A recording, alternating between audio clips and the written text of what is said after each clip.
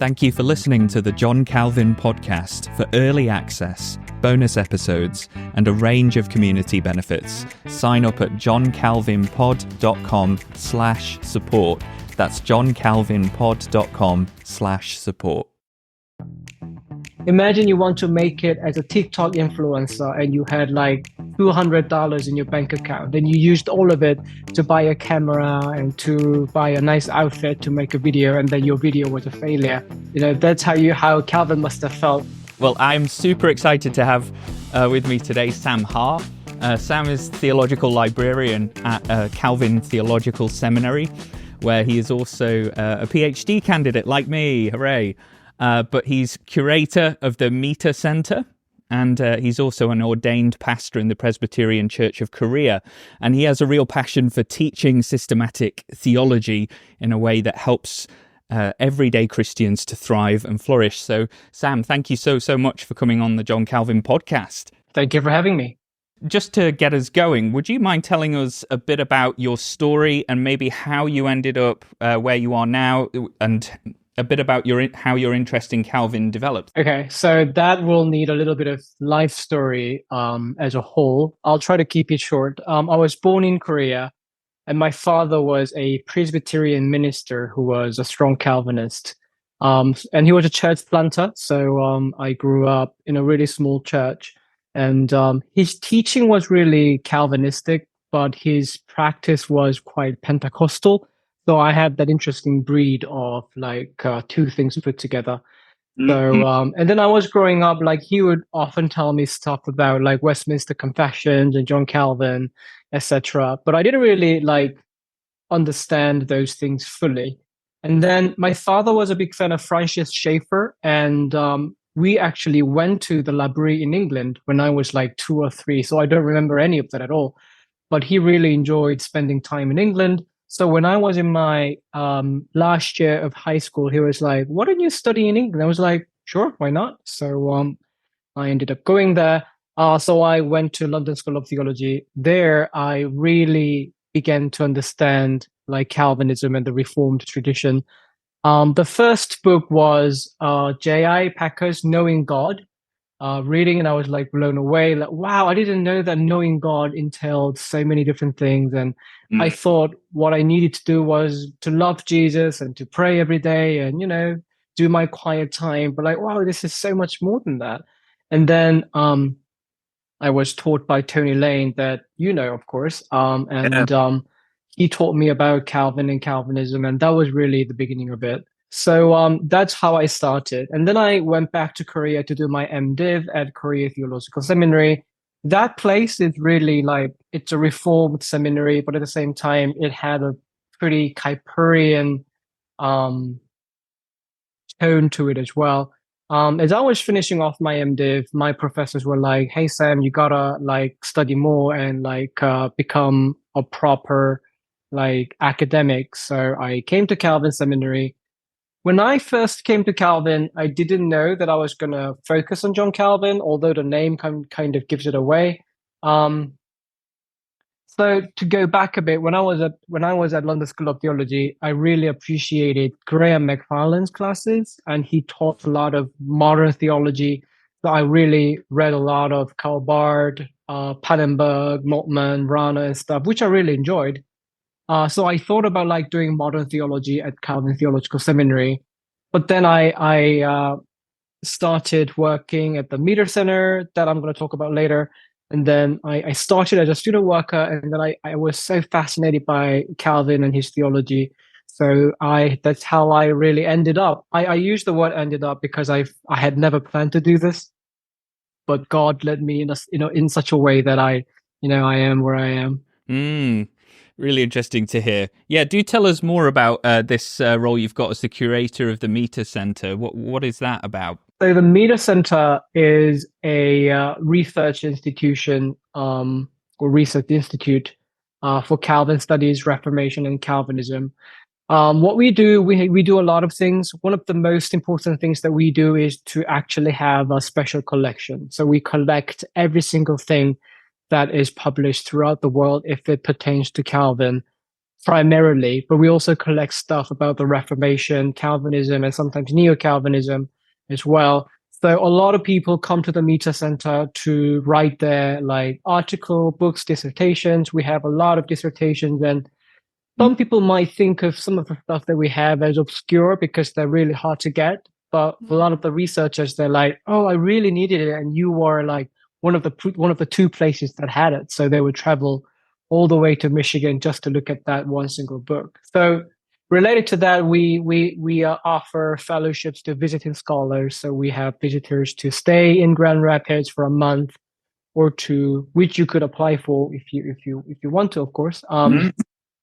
Yeah, and then they stay here. We do that. We hold a lot of lectures, webinars, and events. We do a lot of like sort of lay people, non-professional events as well. In fact, we do Calvin's birthday every year. He was born in July, so we do something in July, telling people about John Calvin. So there's that. My director, her name is Dr. Corinne Mark. She does a lot of publication and a lot of teaching around the world. So that's what we do as well. And one thing that I want to really highlight is this thing called Calvin bibliography. So we publish this every year through Calvin Theological Journal, and we share every book, every article, every dissertation that has to do with John Calvin. And we've been doing that for like more than 2 decades now. So a lot of Calvin scholars begin their research by looking at that to know what's going on in Calvin studies. Okay, and it's called Calvin Bibliography. That's correct. Great. I'll check it out. Presumably is Mita a person, a theologian? Should I know who he is or she? Who is he, just for the ignorant among us? So he was a professor at Calvin's university. When he was teaching here, that is, it was called Calvin College. And he thought, hey, we're called Calvin. We really need a special collection that is dedicated to Calvin and Calvinism research. So that's why we got the name. And different people came in and did their job, but he was really the one who started it. So we are keeping the name. He actually has a book on Calvinism, which is really good. Kind of like it belongs to the older work now, but I think it is still relevant. If you read his work, you will be pleasantly surprised that there was such an interesting book written quite a while ago and in Grand Rapids. So we still carry the name.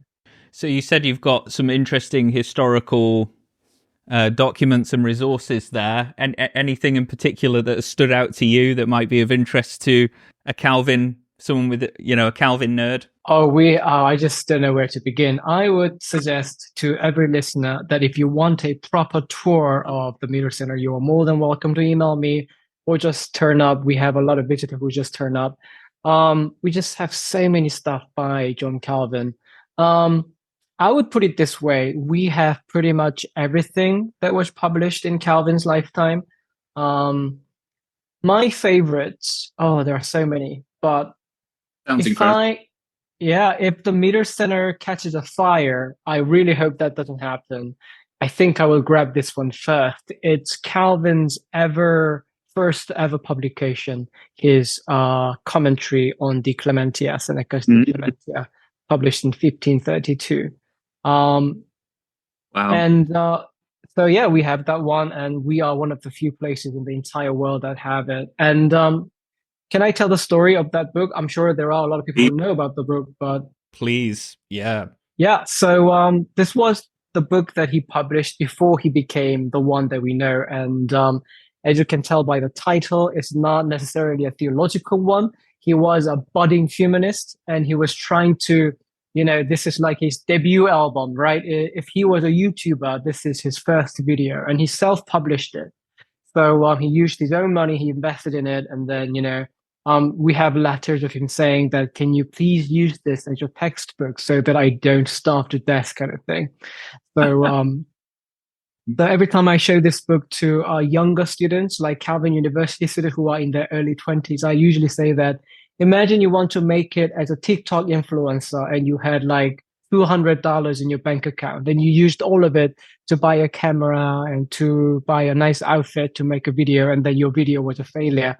And then like, that's how Calvin must have felt. Yeah, I'll have to check that out, especially because some of my research is trying to unpick the degree to which that early Stoic influencing Calvin continues in his theology of the affections or not. And I'm leaning towards saying not, but that it's still there, but in a more Augustinian mode, as it were. It's an area that whole area is interesting, and seeing an actual copy of the book would be absolutely incredible. I've got to come out there at some point now. So let's come back to you for a minute though, Sam, because obviously you've published an insanely impressive amount, especially given that you're still finishing your doctorate as well. I was really impressed by just the sheer amount you've been able to do. But what are you working on right now? I am trying to focus on my dissertation so that I can finish off my degree. But there are some things. There is a book chapter that I've been asked to write about Calvin and ecumenism and how he wanted to keep the unity of the church, right? He was in that moment when Lutherans and Reformed theologians were arguing, like, how can you achieve unity without sacrificing our conscience? So that's something that I am kind of working on.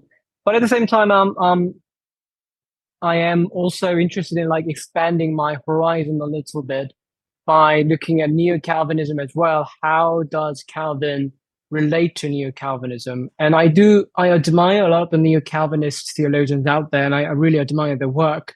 But I think these Neo-Calvinists were called Neo-Calvinists for a reason, and I feel like not a lot of attention has been given to that. A lot of people are like, they were like trying to reinterpret Calvin. But what about like not reinterpretation? What about interpretation of Calvin? I want to know, like, what is Calvin's contribution to the birth of interesting theological movements? So that's something that I'm working on as well.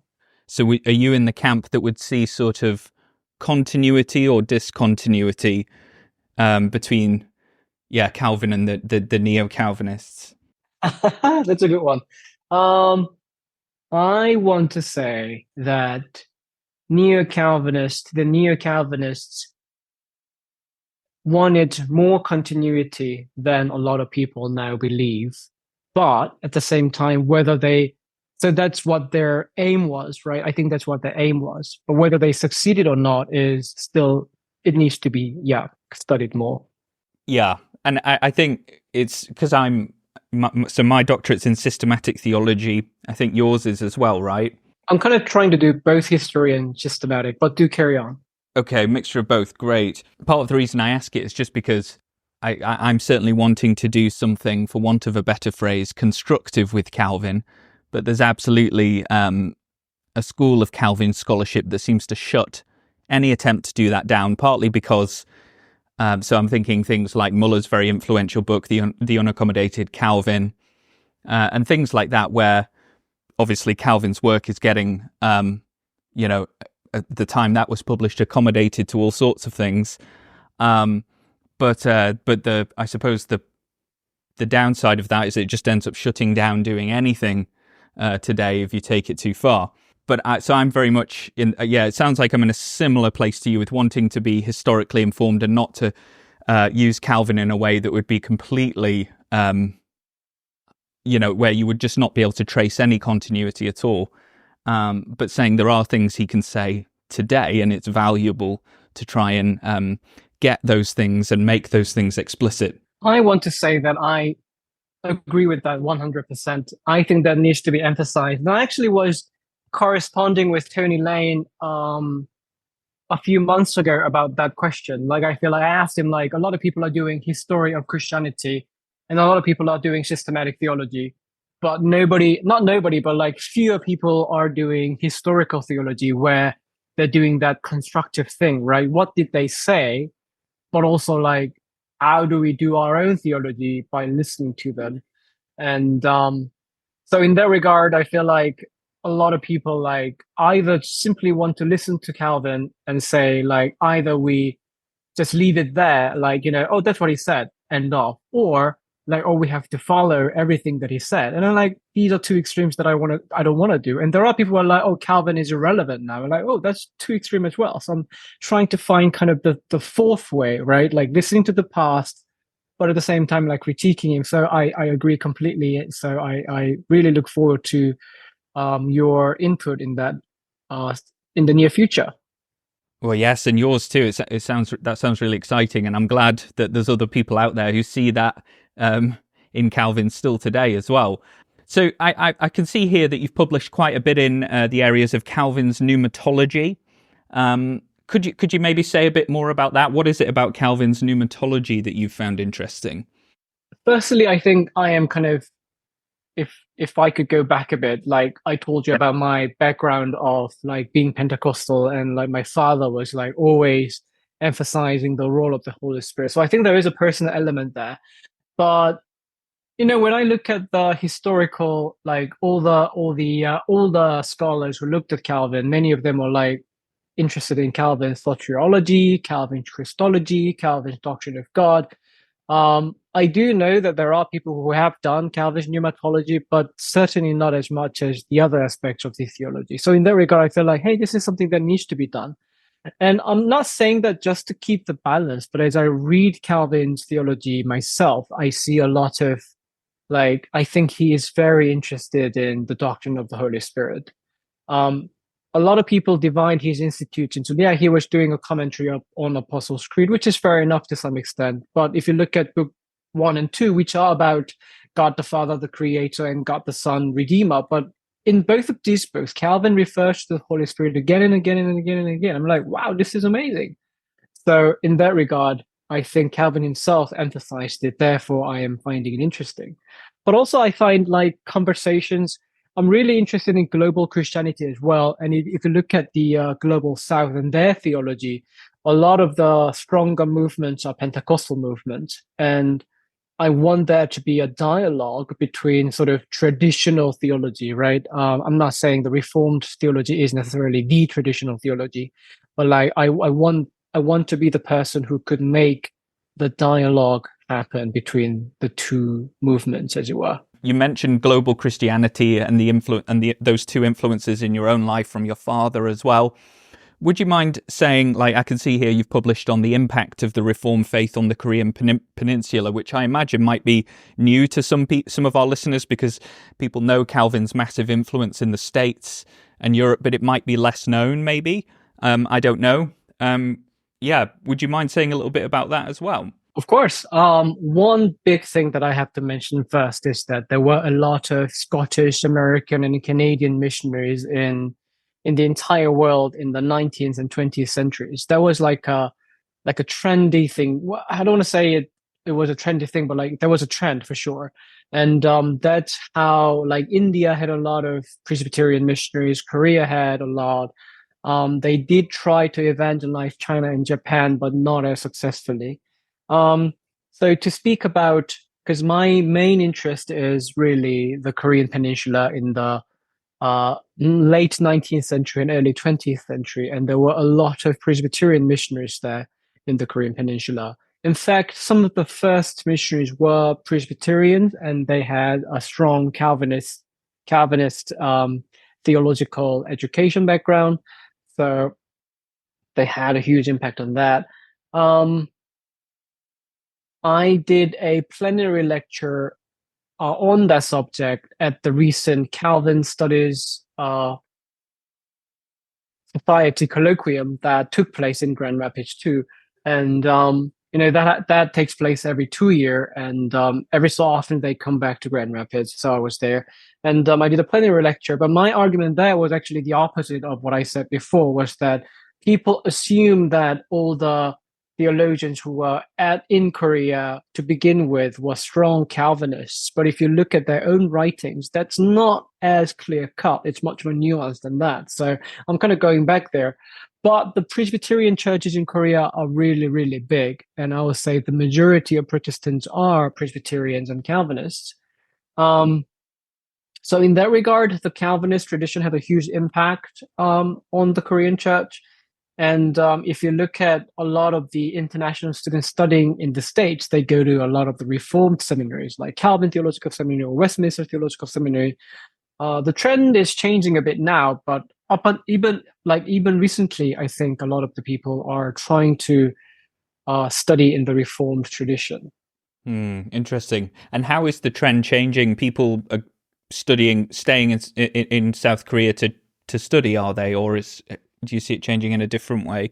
It's a question that I am still exploring myself, but I have noticed that, as you know, the American Christianity is going through a culture war, and between, which is kind of a repeated story, right? If you remember the old Princeton and new Princeton, and Westminster versus Princeton and all that. So it's kind of happening again in a way. And some of the reformed places are not as conservative as these Korean students want them to be. So they are actually going to a lot of the Baptist seminaries, like Southern Baptist, Southwestern, or Midwestern Baptist, where professors are much more like explicit about their conservative position on important issues. I saw one of your other pieces that intrigued me was it's called Necessary and Sweet, the rhetoric of persecution among the missionaries in Korea during the Japanese colonization. This is probably connected to what you were just saying about your interest in that area, but could you maybe say a bit more about that for people who might not be familiar with the history? Yeah, I find, in general, I find rhetoric of suffering and consolation really, really interesting. I think it's a key theme in my mind. And, in the early 20th century, the Japanese Empire colonized and occupied the Korean Peninsula. So Korea as a country ceased to exist at that point. And what is really interesting is that the Japanese authorities wanted to shut down the church, even though the church never really explicitly went against the empire. They never said that, we can't be Christians and be part of the empire. They were trying to be nice, but the authorities were really afraid that the church might do something. And their fear was actually right. The churches were highly involved in a lot of the independence movement. A lot of the leaders of these movements were Christians.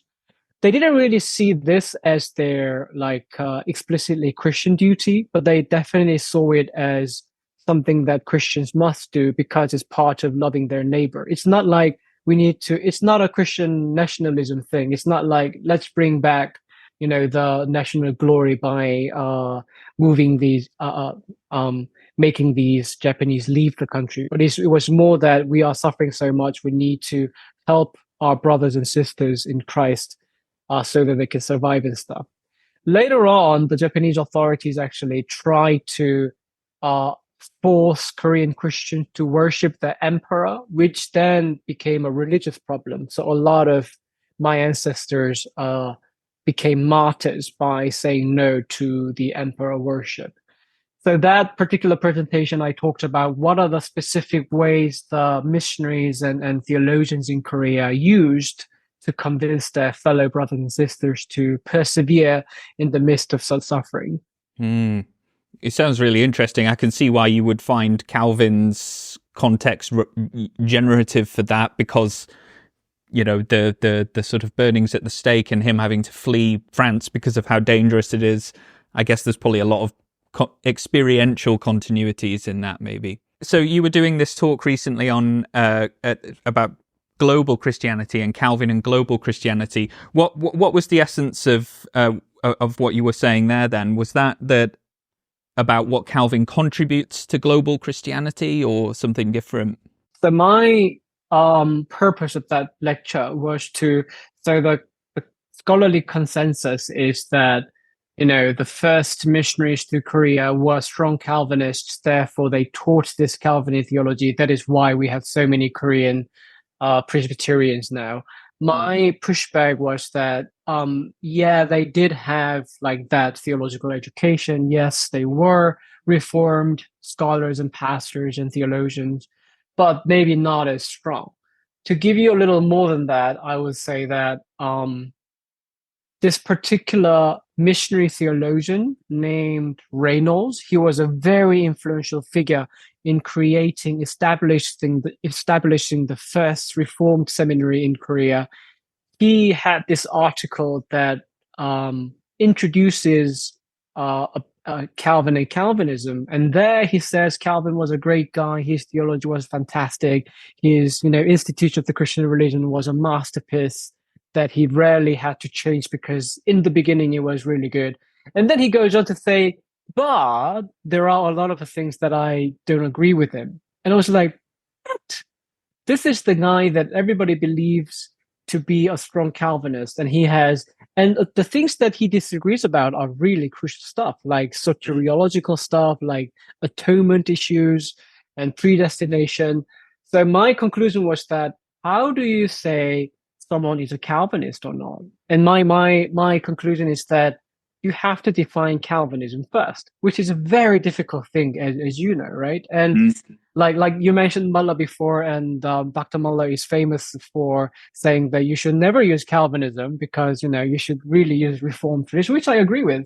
Anyway, so my point was that if you think Calvinism needs to entail like specific views on atonement and predestination, then some of the first missionaries in Korea were not really Calvinists. But if your definition is broader than that, sure, the missionaries were Calvinists.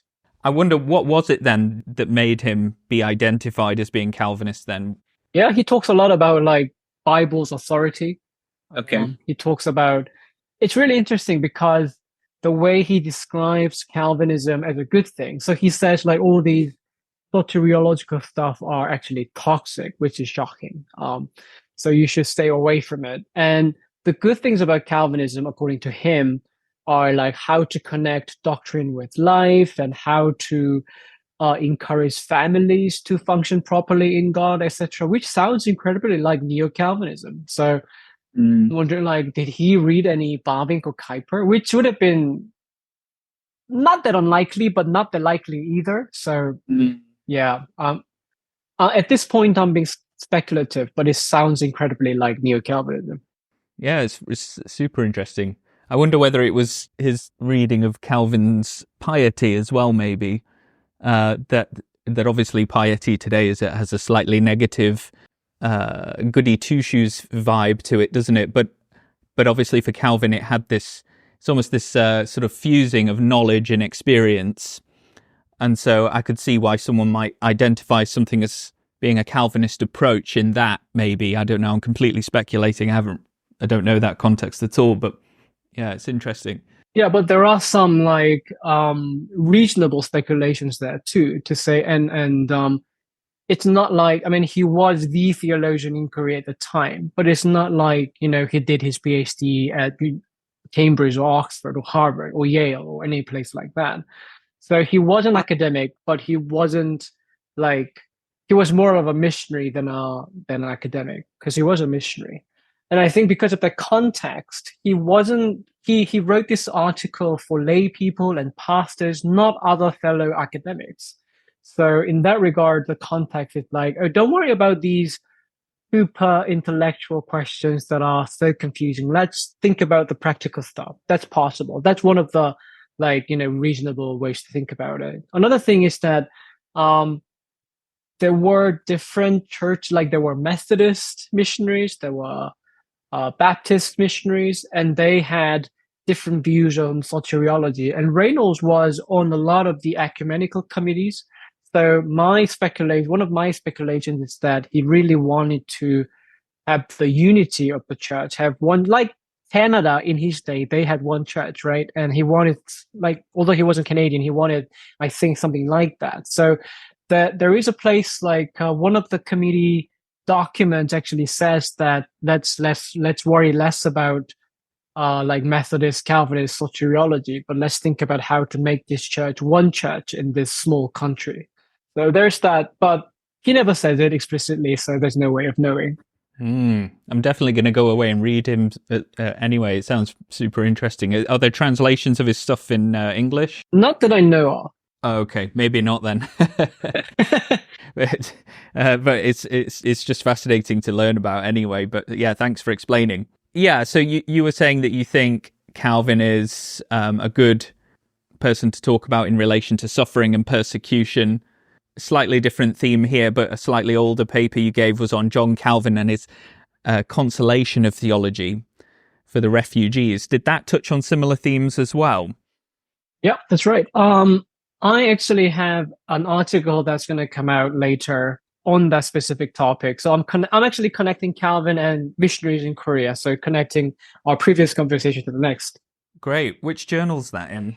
That Church History and Religious Culture, CHRC.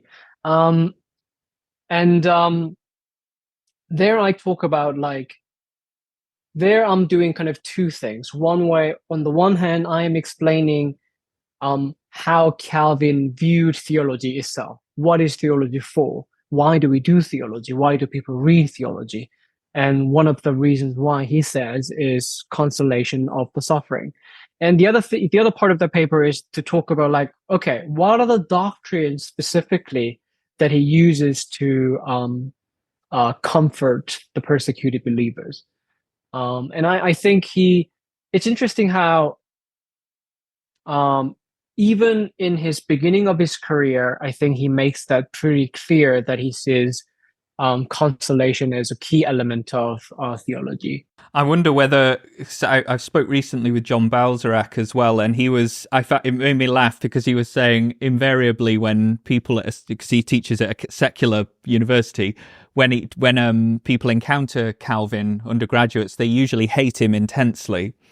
But I wonder whether one way to change that is actually to teach about how he brought comfort to believers who are suffering, and the consolation he brought to the refugees that came. And because he suffered enormously himself, Calvin, didn't he? And I think I was reading the other day about I think it was someone advising him to go for a vigorous horse ride to dislodge a kidney stone. And I just thought, wow, okay, there's someone here who's very, very familiar with suffering. And therefore, I don't know, maybe that would augment some of the initial repulsion people might feel towards Calvin. Yeah, I mean, even if you look at his, you don't even have to look at his theology to find him less irritating. His life is such a sad life, right? He started his career as a humanist, and like I said, the first book failed miserably.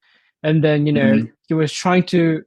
There are so many letters where he talks about, I wanted this life, but that God moved me away from it. He wanted a quiet life, and he ended up in Geneva, and then he got kicked out of Geneva, and then he got invited back to Geneva. And people think about maybe the last 10 years of his life he had some autonomy, but before that he was doing what other people ask him to do, and his whole life is full of suffering and misery. I feel like if somebody asked me, do you want to live like John Calvin? I'm like, well, probably not. Mm-hmm. So I really appreciate John Balsarac's work. I read his book. I mean, he's written so much on John Calvin, but I really liked his book on Calvin's work on minor prophets. And that was one of the key inspirations for me to look at John Calvin in that way, because those lectures on the minor prophets, John Calvin, is a huge, and that historical context in which he did those lectures, he was really mindful of these French refugees in Geneva who want to go back to France to be missionaries there. And he needs to teach them about consolation of theology. Otherwise, they're not going to survive, and their congregations are not going to survive. Mm-hmm. So I think that's such a huge contribution to Calvin's studies by John. And it's a good work by John Calvin that everybody should read, I think. Yes, I agree. So one thing that you wrote about, Sam, that I thought was really interesting was sort of bringing Calvin into discussion about the COVID pandemic, talking about his understanding of physical proximity. So you were saying the people we physically worship with, for Calvin, have a great impact on our spiritual life. I found that really interesting, but would you mind just unpacking that a bit more? So basically what Calvin is saying is that you will be influenced by the people around you, especially in liturgical settings. So he's saying that choose the community that you worship with properly. And he sometimes says that simply hanging out with people who have a different lifestyle is harmful, but then that's really obvious, right? If you hang out with like wicked, like that's like in the Bible through and through. But Calvin uses that liturgical language a lot, like watch out for the people that you worship with. To be exact, a lot of these conversations were had to do with his anti-Nicodemism that I'm sure a lot of the people know. So he's basically saying that there were Protestants living in Catholic regions saying that, oh, I'm a Protestant, but I am in a Catholic country, therefore I cannot worship God properly the way I should. I'm participating in mass because I have to save my life, etc. But Calvin was like, no, you cannot say that you worship God with your soul, but not with your body. So there is that element. But I kind of go beyond that and say it's not just about God and me and giving the honor that is due to him, but it's also like, if you continue to worship with people who are worshiping God wrong and living a life that is not ideal to God's standards, then you will be living like them as well. And he connects it with soteriology as well. So if you continue to worship with them, you will be influenced and you will begin to believe in God in a wrong way and serve him in the wrong way. Therefore, that's going to lead you to destruction. And he's asking, do you want that? So he's essentially asking that you need to worship with people who are on the path to salvation, which is, at first I was really surprised by it because, everybody knows that, oh, Calvin was a good old predestination guy. And if we are predestined to be saved, does where we worship matter? But in these practical letters, he's kind of saying yes. I'm like, oh, I don't know, like how to, I haven't really been able to like see how these two things work together. But at this point, he's like, yeah, we are saved when we are saved by God. But on the other hand, if you put yourself in that bad position, you're going to ruin yourself. And what are the implications of that? You talk about sacramental and developmental implications. What do you see that as? What were those for you?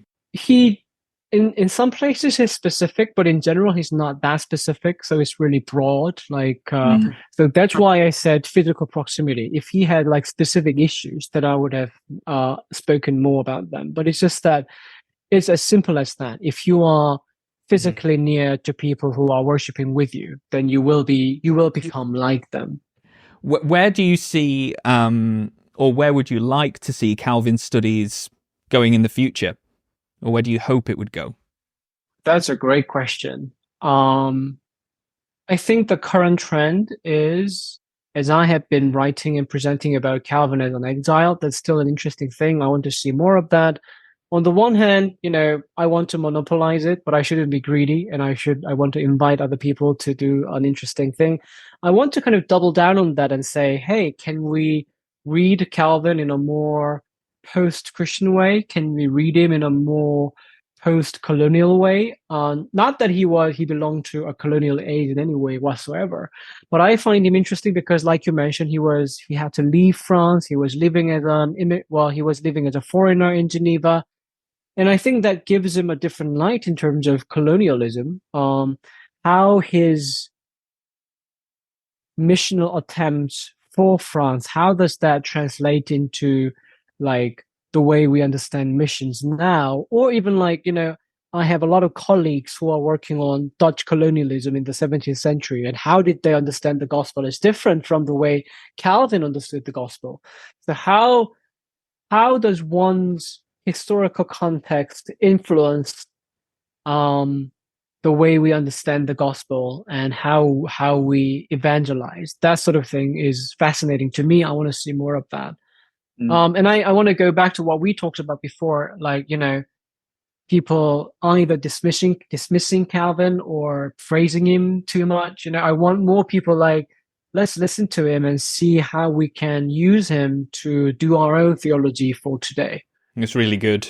Yeah, thank you, Sam. Question I quite like to ask, particularly when I'm speaking to Calvin scholars, is maybe if you had to pick one thing you most appreciate about Calvin's theology today.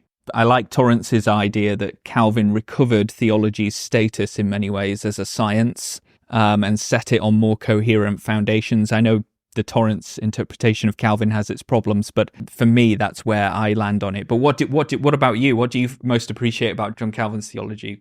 That's a fantastic question that I've never really thought about. Wow, that's a great question. I want to agree with you, but I want to expand on it. I think his attempt to do a really comprehensive and coherent theology is great, but he made that theology so accessible and pastoral. Not just his style, but also content-wise, right? And if there is a letter written by Calvin between the first institute and the second one, and he's writing to his friends saying that I am already beginning to translate my first little book into French. And in those days, writing in your own mother tongue is not a taboo, but it's kind of, would any serious scholar do that? Why would you spend your time doing that? You should publish stuff in Latin. But he was from the get-go, I'm going to make it available for lay people, non-professionals. And if you read his French institutes, it's really different. Sometimes he would one entire paragraph to explain something difficult, or he would take out something that is unnecessarily difficult. And I think that what you said, plus making its form and content accessible to people. And this is what Dr. Muller said at some point. He was in some ways, Calvin became popular and hero of a really strong movement, not because he was so profound a thinker, but because he was easier to read. In some ways, I want to push back a bit and say, but he was a great thinker, right? I think he was a great thinker. But at the same time, I agree with him because, yes, I think he made it so much easier than a lot of the people in his time. And that's why his legacy is still appreciated.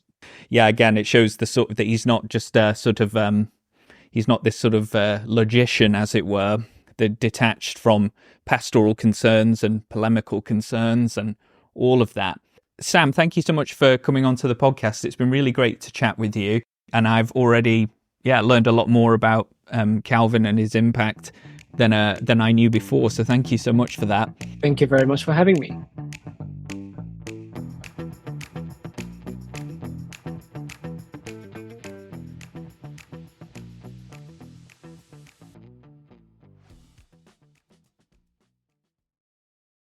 Thank you for listening to the John Calvin podcast. For early access, bonus episodes, and a range of community benefits, sign up at johncalvinpod.com/support.